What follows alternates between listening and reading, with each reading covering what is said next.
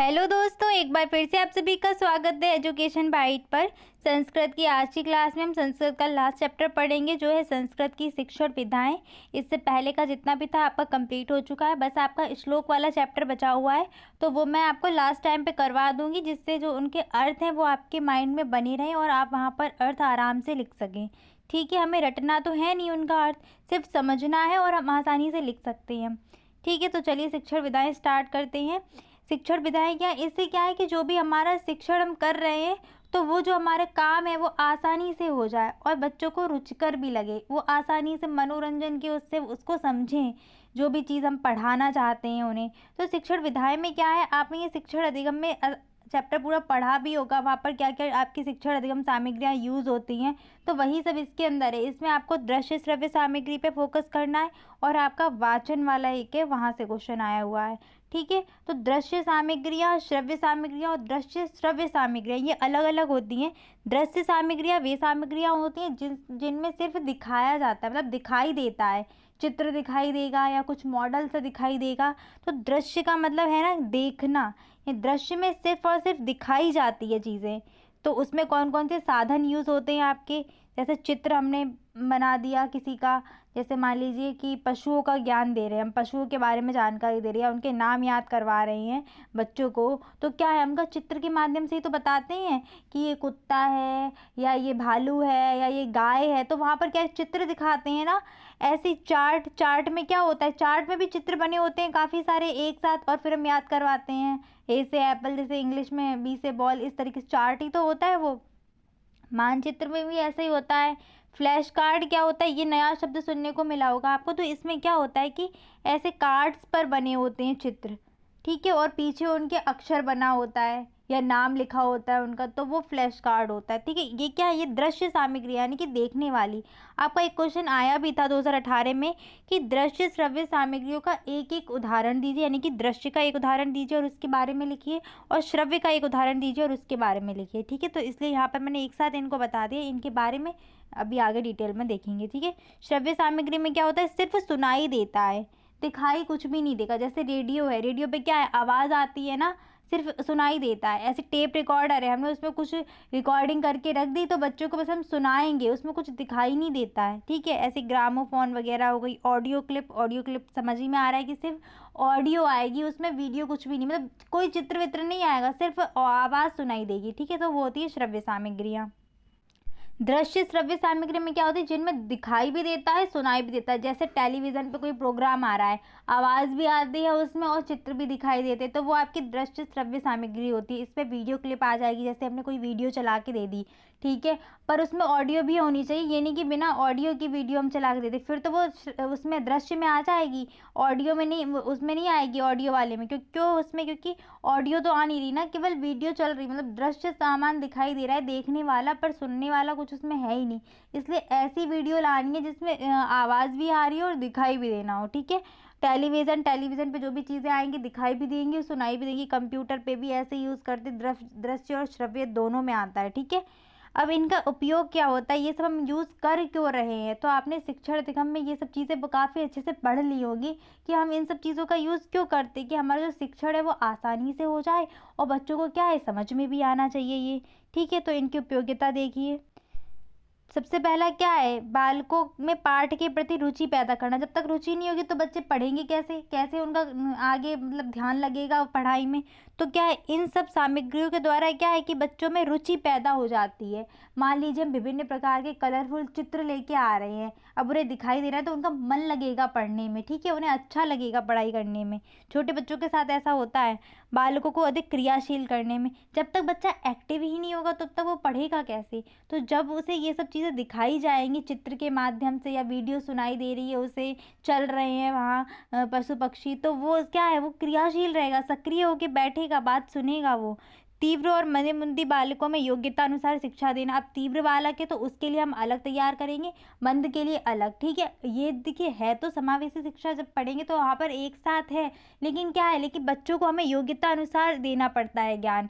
मतलब कि उसको व्यक्तित्व भिन्नता आपने पढ़ी होगी, उसमें क्या है, तीव्र की अलग होती है, मंद की अलग होती है, तो उनके अनुसार, उनकी योग्यता के अनुसार जो है इनका उपयोग किया जाता है। पाठ्य सामग्री को स्पष्ट, सरल व बोधगम्य बनाने में, यानी कि जो सामग्री है वो स्पष्ट बनाएंगे, सरल हो जाएगी इससे। दिए गए ज्ञान को स्थायी बनाने में, देखिए दृश्य और श्रव्य सामग्रियों से जो भी ज्ञान मिलेगा बच्चों को वो स्थायी रहेगा। हम लोग को भी स्थायी रहता है ना, हमने कोई पिक्चर देखी तो वो दिमाग में छप जाती है, उसके बारे में चीज़ें तभी पता चलेंगी, तभी याद रहती दिमाग में। जैसे मान लो सीरियल है, सीरियल कोई देख लिया तो कैसे उसकी स्टोरी एकदम दिमाग में याद हो जाती है, और पढ़ाई करी है वो याद नहीं रहती ना। तो यही इफेक्ट पड़ता है, जो भी चीज़ें देखते हैं या उनको चलते हुए चित्रों को देख के समझेंगे तो वो ज़्यादा टाइम तक स्थायी बना रहता है दिमाग में।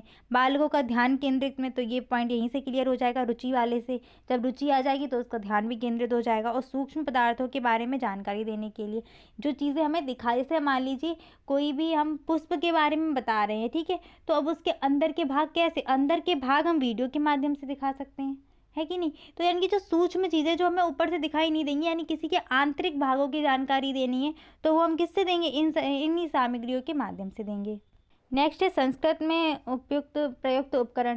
देखिए इन सब में उपयोगिता और महत्व वाला जब भी कोई पॉइंट आए तो सब में एक ही लिखना होता है। आपको एक अच्छे से याद कर लो, बाकी सब में एक ही बना के लिख दो कि रुचिकर बनाना है, सरल बनाना है, बोधगम्य बनाना है, ये कुछ वर्ड याद कर लो आप, और आराम से ऑडियो वीडियो सब में आपको यही लिखना है। बस ऑडियो में ये लिख देना वहाँ पर कि इसको उच्चारण में करते, वो भी देखेंगे आगे। अब इनका देखिए उपयोग क्या है।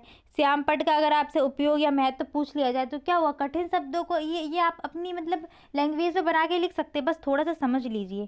श्यामपट्ट में क्या होता है, किसी भी कार्य को श्यामपट्ट से जो किसी भी कार्य में श्यामपट्ट अध्यापक का जो सच्चा सहयोगी होता है। देखिए अध्यापक के लिए सबसे ज़्यादा यूज़फुल चीज़ क्या है, अगर कक्षा में देखें तो वो श्यामपट्ट होता है, ठीक है। अगर और भी कोई सामग्रियाँ नहीं है, चार्ट वगैरह नहीं है, तो वो सबसे अच्छा यूज़ क्या करेगा, श्यामपट्ट और चौक का ही करता है, ठीक है।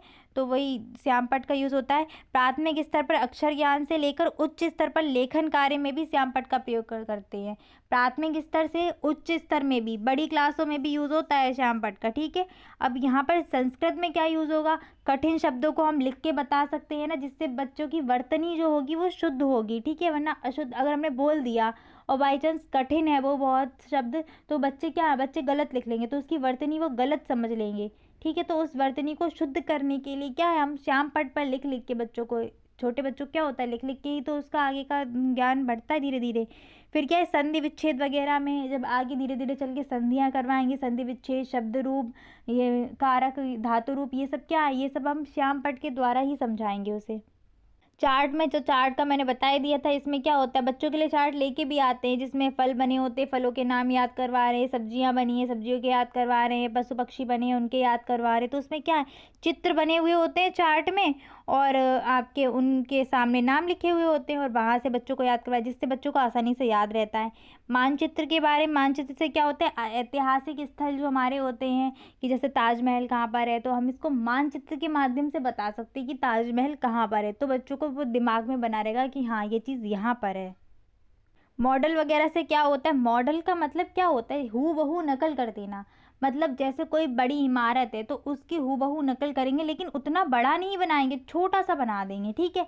कोई उद्योग धंधा या कोई ऐसी चीज़ है साइंस में जिसका मतलब क्रियाशील है, उसकी क्रिया करके उसकी क्रियाविधि दिखाना, तो उसको क्या, मॉडल से छोटा सा प्रारूप उसका प्रस्तुत करके और पूरा उसको दिखा देंगे। अब इससे क्या होता है, देखो शिक्षक भी इसका प्रयोग कर सकता है, शिक्षक बना हुआ मॉडल लेके आए और उसका प्रयोग करके दिखा दे, ठीक है, कि इस तरीके से जानकारी। या फिर हम बच्चों को भी मॉडल बनाने को देते हैं, छोटे बच्चों को दिए जाते हैं कि नहीं, जब 7th 8th में आते तो वहाँ मॉडल दिए जाते हैं बनाने को। उससे क्या है कि बच्चों में कल्पना शक्ति जागृत होती है, उनकी सृजनात्मकता बढ़ती है, तो वही मॉडलों का यूज़ होता है। देखिए मॉडल से तात्पर्य है कि वस्तु की नकल या बनावट, इसके द्वारा छात्र की सृजनात्मक शक्ति विकसित की जाती है और बड़ी बड़ी इमारतों, उद्योग धंधों के मॉडल दिखाकर उनकी जानकारी दी जाती है मॉडल से। चित्र, तो जो आपका चार्ट था ना वैसे ही चित्र है, ठीक है। अब चार्ट में क्या होता है, चार्ट में हम ये तालिका बना के भी अध्ययन करते हैं। जैसे आपने देखा होगा ना, जंतु कोशिका पादप कोशिका में अंतर, ठीक है, तो वहाँ पर क्या है, चार्ट बना के अध्ययन कर लिया, या फिर मैंने आपको शब्द रूप पढ़ाए थे ना, तो मैंने आपको बताया था तुलना करके अध्ययन, यानी कि तालिका बना के। तालिका क्या होती, तालिका बना ली, एक साइड यहाँ पर कोई चीज़ मतलब कोई भी विषय वस्तु लिख ली और एक साइड यहाँ लिख ली, दोनों के अंतर या दोनों में समानता, तो वहाँ पर तालिका से प्रस्तुत कर देना, तो वो भी आपकी चार्ट में ही आ जाएगी। ठीक है, वो और चित्र में क्या है, यहाँ पर सिर्फ चित्र ही चित्र होंगे। ठीक है, तो चित्र के माध्यम से संस्कृत भाषा में शिक्षण को सरल व रोचक बनाने के लिए शिक्षक रंगीन व आकर्षक चित्र का प्रयोग कर सकते हैं, जैसे कपोता कबूतर होता है, गज मयूरा मयूर मोर होता है, गधा हाथी, कुक्कुरा कुक्कुर वो कुत्ता। तो इनका जब हम ज्ञान करवाएंगे ना, बच्चों को नहीं पता होता है कि कौन हाथी है, कौन शेर है, कौन भालू है। जब फर्स्ट क्लास का बच्चा हो तो हम क्या करते हैं, उसके सामने चित्र रखे होते हैं। ठीक है, उन चित्रों से हम उसे बताते कि ये है, और उसके बाद फिर उससे पूछा जाता है कि हाँ ये कौन सा जानवर है, तो वो बताया कि हाँ ये वाला है। फल बता दिए, ये आम है, ये केला है, तो फिर उससे फिंगर रख के पूछा जाता है ना कि ये कौन सा फल है, ये कौन सा, तो वहाँ पर चित्रों का प्रयोग किया जाता है। टेप रिकॉर्डर, तो ये सिर्फ ऑडियो वाला साधन हुआ। ठीक है, आवाज़ आएगी इसमें। टेप रिकॉर्डर के माध्यम से देश विदेश की जानकारी हमने कोई भी, ऐसा नहीं कि देश विदेश की ही देंगे हम, कोई भी जानकारी, कोई भी अपने पार्ट से रिलेटेड कोई भी जानकारी, तो हम उसको रिकॉर्ड कर लें, जैसे आवाज़। तो जैसे अभी आप क्या देख रहे हैं, आप वीडियो भी देख रहे हैं और मेरी ऑडियो भी सुन रहे हैं, मतलब मेरी आवाज़ भी आपके कानों में आ रही है। ठीक है, और बाई चांस ऐसा हो कि सिर्फ आवाज़ ही आवाज़ आ रही है, कुछ दिखाई नहीं दे रहा है, तो वो आपका टेप रिकॉर्डर में आ जाए कि बस एक क्लिप रिकॉर्ड कर ली ऑडियो और फिर वो सुनाई दे रही है, तो वहाँ से जानकारी दे रहे हैं। इससे क्या होता है, इससे उच्चारण अभ्यास बच्चों का मजबूत होता है। संस्कृत में क्या है, बहुत कठिन कठिन शब्द आते हैं जिन्हें बोलने में परेशानी होती है। ठीक, तो उसमें क्या है कि किसी भी विद्वान की या कोई वैसा है व्यक्ति कोई जिसका उच्चारण अभ्यास ठीक है, तो उसकी बार बार आवाज़ को सुनाएंगे हम बच्चों को, तो वहाँ से उसके उच्चारण करने की, शुद्ध वर्तनी निकालने की जो क्षमता है वो उसमें विकसित हो जाएगी, और धीरे धीरे वो क्या है, शुद्ध उच्चारण करने लगेगा। नेक्स्ट है शब्द कार्ड। तो शब्द कार्ड आपका पूछा भी गया था। इसमें क्या होता है, शब्द कार्ड या फ्लैश कार्ड मोटे कागज़ से बने चित्रात्मक कार्ड होते हैं। मतलब इस टाइप से मोटे मोटे कार्ड काट लिए जाते हैं। इस पे क्या होता है, चित्र बना होता है, नाम भी लिखा होता है और पीछे इनका अर्थ भी लिखा होता है।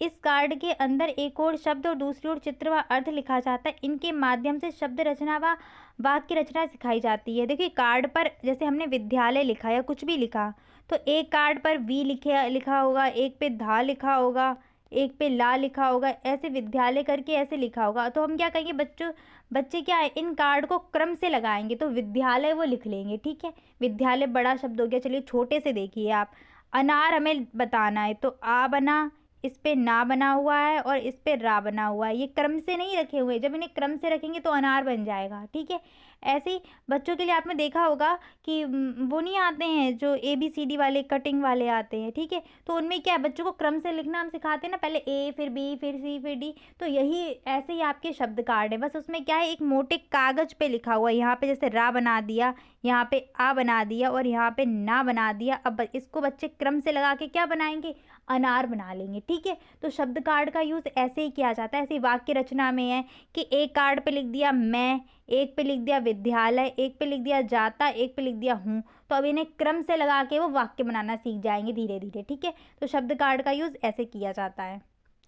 वीडियो क्लिप क्या होती है, तो संस्कृत शिक्षण को अधिक आकर्षक व रुचिकर बनाने के लिए उपयोगी है। इसके द्वारा छोटी छोटी फिल्मों को देखा व सुना जा सकता है, जैसे बेटी बचाओ बेटी पढ़ाओ, ये बताना है हमें बच्चों को, तो हम इसको क्लिप के माध्यम से बताएंगे। ठीक है, स्वच्छता अभियान बताना है बच्चों को, तो वहाँ पे क्या है, वीडियो भी चल रही है और वहाँ पर ऑडियो भी आ रही है। तो ऐसे बच्चों को क्या, उनके दिमाग में चीज़ें बैठेंगी, जानकारी होगी उन्हें।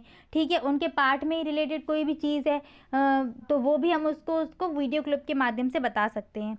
और इससे क्या होता है, छात्र कल्पनाशील होते हैं, अपने विचार अपने भावों को प्रकट करना उन्हें आता है, कैसे में बतानी है चीज़ें, कैसे समझनी है। ठीक है, इससे उनमें आ जाएगा ये गुण। और हम आगे क्या करेंगे, उन्हें इसके द्वारा प्राप्त ज्ञान स्थायी होता है। इसके द्वारा पाठ्य वस्तु को सजीव चित्रण द्वारा प्रस्तुत किया जाता है। देखिए, इन ऑडियो वीडियो और मतलब जो केवल दृश्य वाली है ना, इन सब से जो भी जानकारी प्राप्त होगी वो स्थायी ही होगी। ठीक है, हम लोग को क्या है, हम लोग जो चीज़ देख के या जो चीज़ देख और सुन के जो चीज़ समझ लेते हैं, वो चीज़ कितना भी रटते रहो वो उतना उससे ज़्यादा याद होगी। ठीक है, देखी और सुनी हुई चीज़ ज़्यादा याद रहती है खुद के रटने की अपेक्षा है।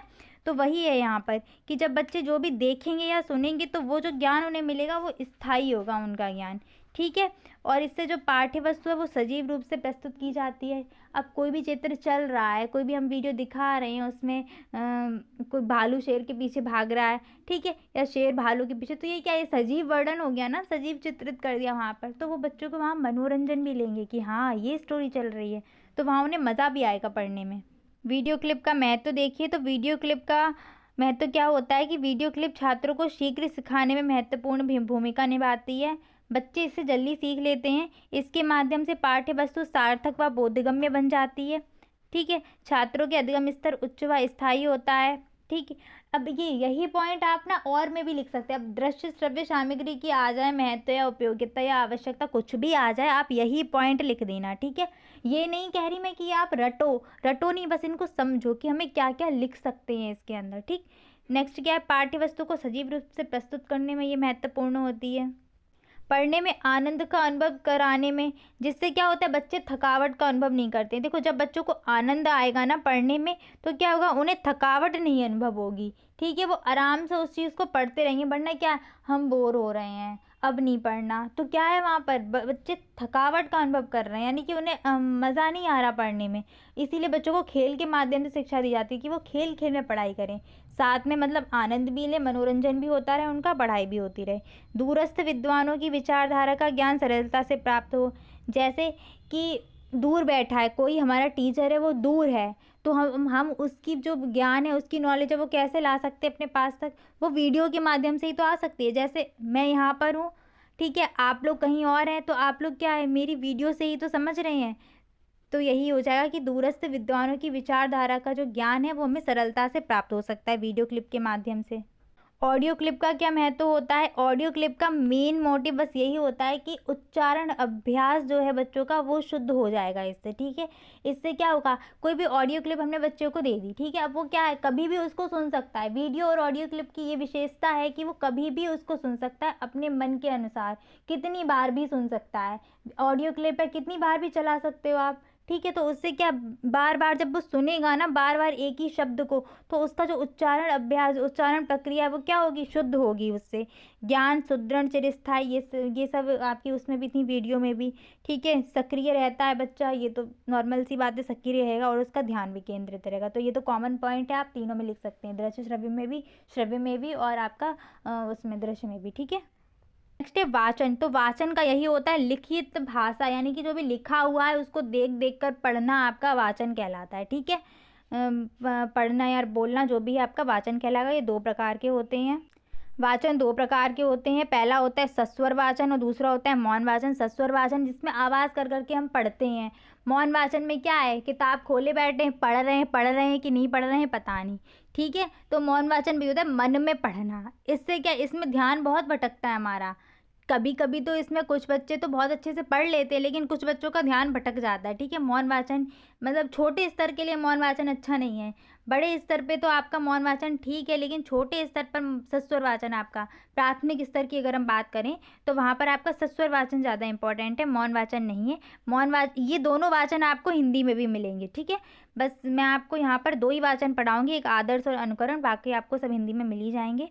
तो सस्वर वाचन में क्या है, इसके दो प्रकार होते हैं, एक होता है आदर्श वाचन और दूसरा होता है अनुकरण वाचन। और अनुकरण वाचन के भी दो प्रकार होते हैं, संवेद वाचन और व्यक्तिगत वाचन। संवेद मतलब साथ में और व्यक्तिगत मतलब एक में। जब भी व्यक्तिगत की बात आ जाए ना, आप ट्यूशन को ले लेना, ट्यूशन में क्या है, सिर्फ एक बच्चा वहाँ पढ़ रहा होता है, यानी कि एक बच्चे को हम पढ़ा रहे थे, व्यक्तिगत होता है। यहाँ पे संवेद में क्या होता है कि स्कूल की जो क्लास होती है वो पूरी साथ में वाचन करेंगे वहाँ पर। ठीक है, बच्चों को जैसे पहाड़े नहीं पढ़ाते हैं क्लास में, तो क्या है, उस मैम बोल रही है, बच्चे पीछे पीछे सब साथ में बोल रहे हो, तो वो आपका संवेद वाचन होगा। ठीक है, सस्वर वाचन क्या होता है, सस्वर वाचन का अर्थ होता है स्वर के सहित, यानी कि बोल बोल के आवाज करके पढ़ना, उचित लय के अनुसार स्पष्ट व शुद्ध स्वर के साथ किए जाने वाले वाचन को सस्वर वाचन कहते हैं। देखिए, स्पष्ट होना चाहिए वाचन, जब भी होगा वो स्पष्ट और शुद्ध होना चाहिए, ताकि बच्चों को समझ में आए कि बोला क्या गया है। ठीक है, इतनी जल्दी भी ना हो कि वो समझ में ही नहीं आए कि क्या बोल दिया टीचर ने।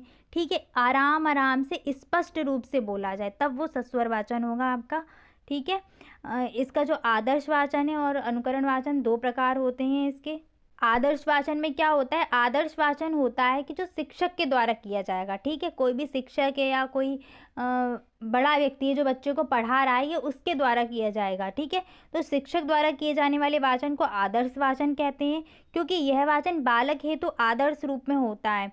इसलिए इस शिक्षक के आदर्श व स्पष्ट वाचन से बच्चों को मार्गदर्शन प्राप्त होता है।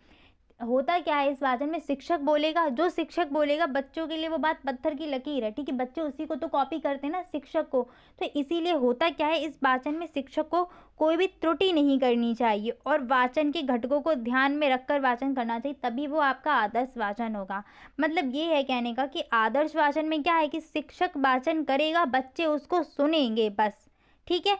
शिक्षक वाचन करेगा, बच्चे सुनेंगे, इसलिए क्या है, शिक्षक को सही व स्पष्ट वाचन करना चाहिए, क्योंकि वो जो वाचन शिक्षक कर देगा वो उसके लिए आदर्श वाचन हो जाएगा। बच्चा सिर्फ उसी वाचन को कॉपी करेगा आगे, ठीक है, उसमें कुछ भी चेंजेस नहीं करेगा। शिक्षक ने जो भी बोल दिया, गलत बोले तो वो गलत उसके लिए आदर्श हो गया, सही बोले तो सही आदर्श हो गया। इसीलिए शिक्षक को ध्यान रखना चाहिए कि वो सही कोई भी त्रुटि ना करे वाचन में। और क्या करे, वाचन की घटक को ध्यान रखे। घटक का मतलब ये हुआ कि जैसे कविता पढ़ रहा है तो उसमें लय जो भी होती है, कविता और गद्य, मतलब गद्य और पद्य जो होते हैं, कविता और कहानी, उनका जो लय और वाचन का तरीका होता है वो अलग अलग होता है, ठीक है। तो जो लय वगैरह होती है उसको भी ध्यान में रख के वाचन करना चाहिए शिक्षक को, ठीक है। क्योंकि अनुकरण में क्या होगा, आके वही जो भी शिक्षक ने बोल दिया उसी का वो अनुकरण करेगा आके। देखिए अनुकरण वाचन में छात्रों द्वारा किए जाने वाला वाचन जो शिक्षक के आदर्श वाचन के पश्चात किया जाता है उसको अनुकरण वाचन कहते हैं। इस वाचन में छात्र शिक्षक के द्वारा किए गए वाचन के अनुसार अनुकरण करने का प्रयास करता है, ठीक है।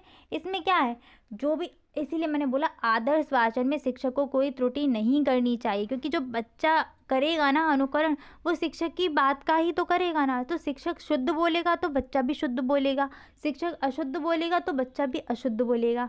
और ठीक है, इन सब चीज़ों का इफेक्ट आपने देखा होगा, हिंदी में आपका लेखन करके एक चैप्टर था, तो लिखने में बहुत फ़र्क पड़ता है। अगर बच्चे ने गलत बोला तो वो गलत ही लिखता है, और सही बोलेगा तो वो सही लिखता है। इसीलिए अनुकरण वाचन में क्या है कि छात्र जो है वो शिक्षक के आदर्श वाचन के पश्चात अनुकरण वाचन करता है, और जो शिक्षक वाचन करेगा वो आपका आदर्श वाचन कहलाएगा, ठीक है। तो अनुकरण और आदर्श में आप डिफरेंस समझ गए होंगे, इसको अच्छे से तैयार कर लेना। मौन वाचन है नहीं, मौन वाचन आपका हिंदी में आपको मिल जाएगा। ये जो चैप्टर है ना आपके शिक्षण वाले, ये एक दूसरे से रिलेटेड हैं। जो आपको शिक्षण में मिलेगा वही आपको हिंदी में थोड़ा सा मिल जाएगा, वही संस्कृत में मिल जाएगा थोड़ा सा, ठीक है। तो ये सब वही है।